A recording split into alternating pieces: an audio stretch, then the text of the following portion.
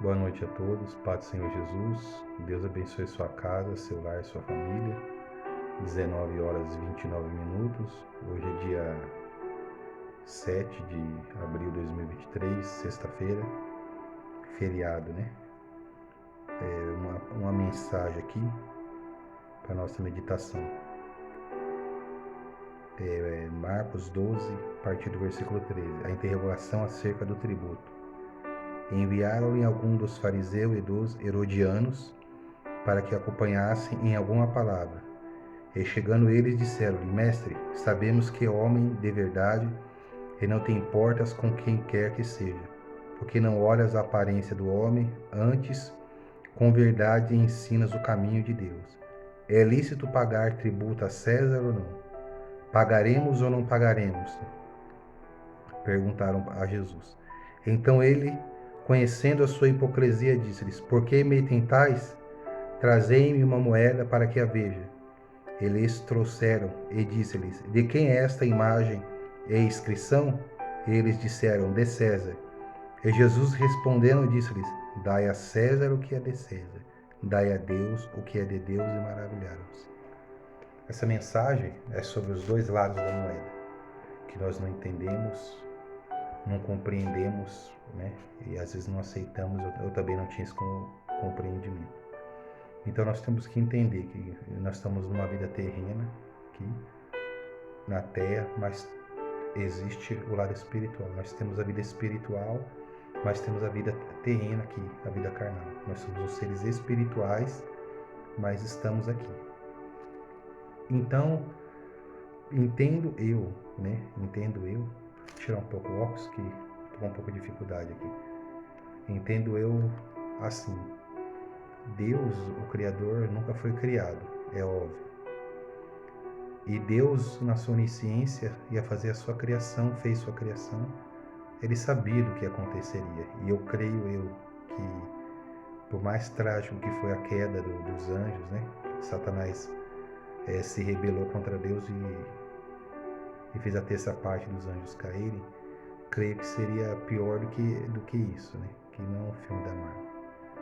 Aí Deus parte para a segunda opção, Deus perde parte da sua criação, porque Deus não é um governo ditatorial, como muitos dizem aí e afirmam.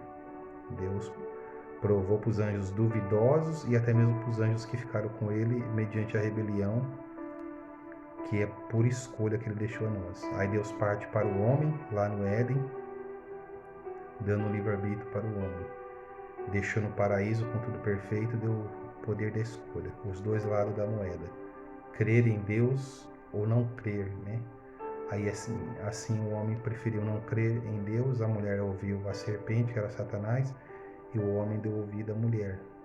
Os dois lados da moeda.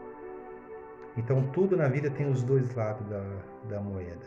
O ser abençoado, não ser. O ser curado por Deus, não ser. Quando Deus chama Moisés no Monte Sinai, tem encontro com ele, Deus se mostra a Moisés, né? Deus se revela a Moisés ali de uma forma muito gloriosa, né? O espiritual, o sobrenatural. Moisés teve que crer que Deus ia fazer o sobrenatural na vida dele. E Abraão, quando Deus chamou Abraão, eu tô com uma luta espiritual essa mensagem aqui, ia sair coisa melhor, talvez eu edite de vídeo. Quando Deus chama Abraão, ele tinha 75 anos, né? Nós temos que entender qual que é o propósito de Deus. Lembrei de Moisés, o diabo é sujo. Talvez eu vou editar uma segunda parte desse vídeo aqui. Quando Deus chama Moisés ali, Moisés começa a colocar desculpa, pretextos, eu vou voltar lá em Abraão. O que acontece? Deus fala para Moisés assim: não foi eu que fiz o surdo, o mudo, o cego, não foi eu o Senhor? Então Deus, ele rege o mundo da sua maneira soberana. Nós não compreendemos os desígnios de Deus, né? E aí Abraão, com 75 anos, já de idade, Deus fala que ia fazer dele uma grande nação. Propósito de Deus na vida de Abraão. Crer que mesmo na sua velhice, Deus ia fazer ali o impossível, dar filho para ele, dele, né? E de sua esposa. E e fazer uma grande nação. E Abraão começou a temer, duvidar. Ele falou, não, vai ser o meu servo, vai ser Eliezer, né? E Deus fala, não será Eliezer, será seu, será de Sara. Aí eles entram numa... É normal que às vezes a gente, não crendo, né? Agar faz ele se deitar, Sara faz ele se deitar com Agar e acaba dando tudo errado. O propósito de Deus Abraão era Deus ser glorificado na sua velhice, que Deus de um ancião criou uma grande nação que até hoje é a nação de Israel. Moisés crê no sobrenatural de Deus para libertar um povo cativo de um grande império que era o Egito. José, propósito de Deus na vida de José, 13 anos, foi traído pelos irmãos, vendido para os amalequitas, parou de escravo no Egito, fiel a Deus. Nas provações ele via que a mão de Deus era com ele, propósito de Deus com ele. Os dois lados da moeda, escravo, vendido, traído, mas a mão de Deus era com ele. Ele não esperava, ele não sabia que ia ser governador. A Bíblia não dá respaldo para dizer que José cria que ele ia ser governador, né? Então nós temos os dois lados da moeda. O que eu quero dizer aqui, não é pretexto das minhas campanhas não, porque eu tenho certeza de quem eu sirvo, eu tenho experiência com Deus, eu não sirvo a Deus do que eu ouvi falar, mas sim do que eu tenho experiências, graças a Deus, grande da parte de Deus, né?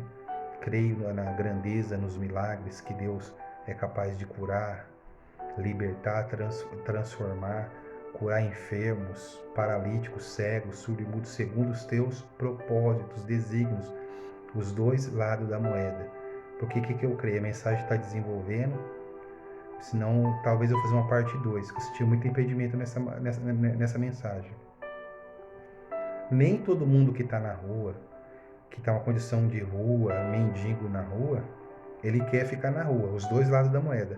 Mas também nem todo mundo que está na rua, está em uma condição de rua crítica, é mendigo na rua, ele quer sair da rua. É os dois lados da moeda. O que está nas drogas tem o que quer sair e o que não quer sair. Os dois lados da moeda é o que Deus mostrou aqui para César. Para os religiosos que tentaram ele.